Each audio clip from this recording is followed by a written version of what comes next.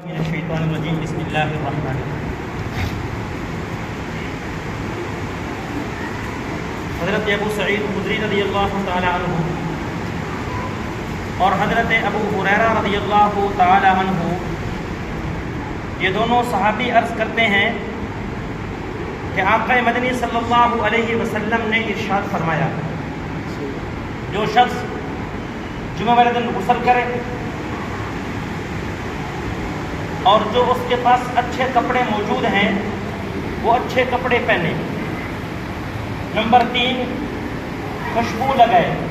ایک دوسری حدیث کے اندر آتا ہے کہ اگر خوشبو اس کے پاس نہیں ہے تو خوشبو کا اس قدر یہ اہتمام کرے کہ اپنی بیوی سے مانگ کر بھی خوشبو لگا لے۔ اور فرمایا تیسرے نمبر پر فرمایا کہ خوشبو لگائے۔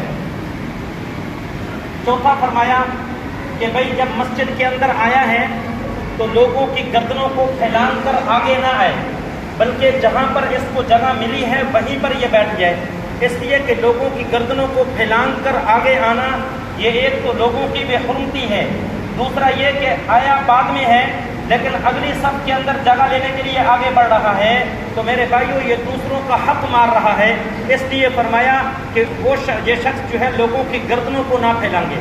ایک اور حدیث کے اندر آیا کہ جو شخص آیا بعد میں ہے لوگوں کی گردنوں کو پھیلان کے آگے گزرتا ہوا جا رہا ہے تو یہ کوئی نیکی اور اچھا کام نہیں کر رہا، بلکہ یہ جہنم کی طرف اپنے لیے ایک پل بنا رہا ہے، یہ اس پل سے گزر کر جہنم کے اندر یہ داخل ہو جائے گا۔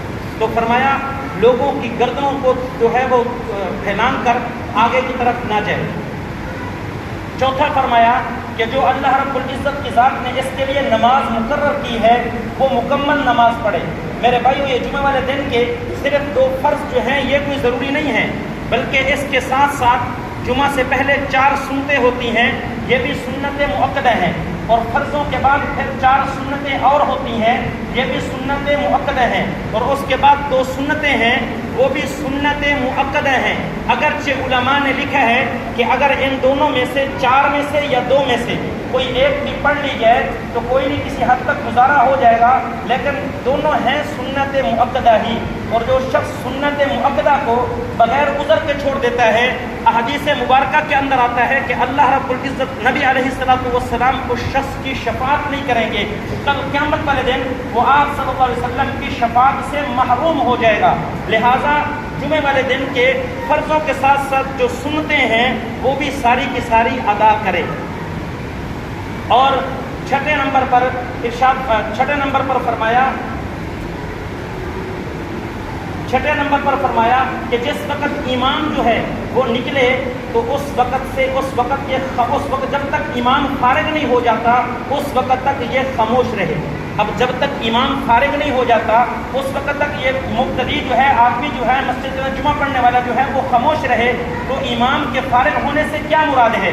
علماء نے اس کے 2 مطلب بیان کیے ہیں۔ ایک مطلب یہ بیان کیا ہے کہ امام جب خطبے پر خطبہ دینے کے لیے بیٹھ گیا اس وقت سے لے کر جب تک امام خطبہ سے فارغ نہیں ہوتا اس وقت تک یہ خاموش رہے، بالکل کسی سے کوئی گفتگو نہ کرے۔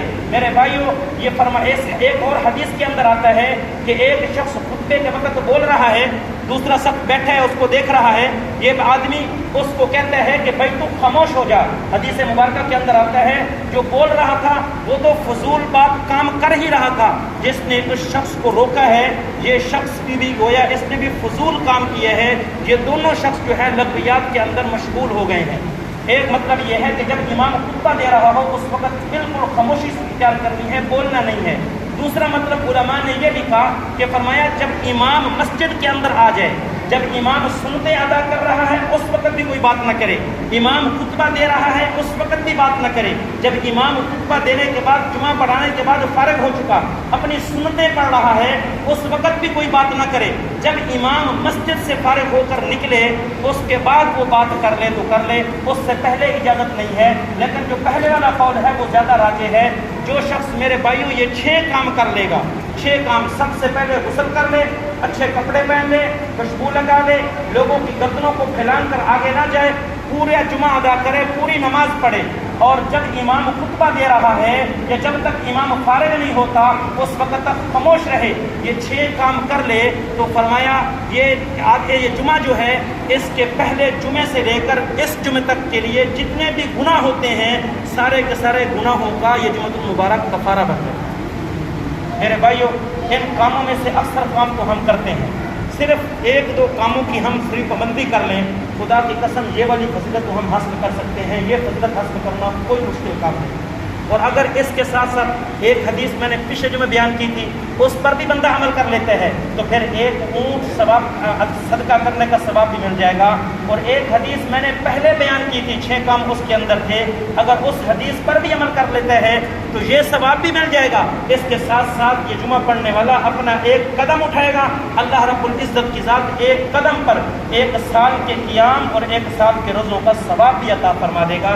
دعا ہے خدا کی ذات مجھے اور آپ کو اہتمام کے ساتھ جمعۃ المبارک ادا کرنے کی توفیق عطا فرمائے۔ وما علینا الا البلاغ المبین۔